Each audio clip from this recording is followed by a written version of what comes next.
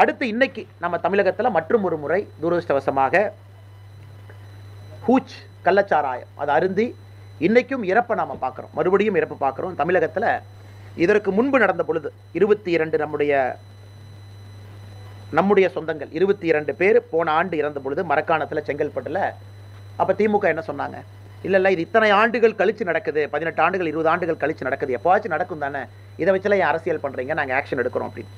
அப்போவே நாங்கள் ஜிஞ்சி மஸ்தான் அவர்களுக்கும் மருவூர் ராஜா அவர்களுக்கும் இருக்கக்கூடிய தொடர்பை பற்றியெல்லாம் நம்ம பேச ஆரம்பித்து அதன் பிறகு மருவூர் ராஜாவின் மீது குண்டாக்ட் போட்டதெல்லாம் நமக்கு தெரியும்.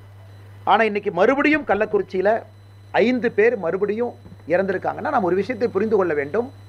இவங்க இறந்திருக்கிறவங்களை மட்டும் இன்றைக்கி மீடியாவில் பார்க்குறோம். ஆனால் கள்ளச்சாராயம் என்பது தமிழகத்தில் பொதுவாக எல்லா இடத்திலும் வர ஆரம்பித்து விட்டது.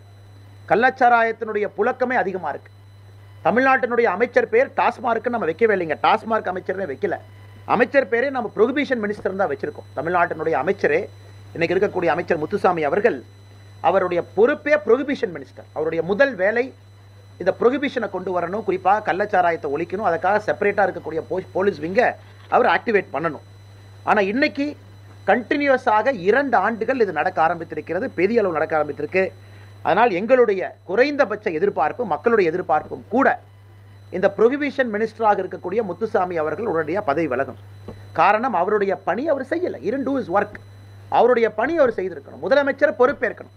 மறுபடியும் அடுத்த வருஷம் மறுபடியும் 10 பேர், மறுபடியும் இன்னொரு ஊர், இந்த கதை தொடர்கதையாக இருக்கக்கூடாது.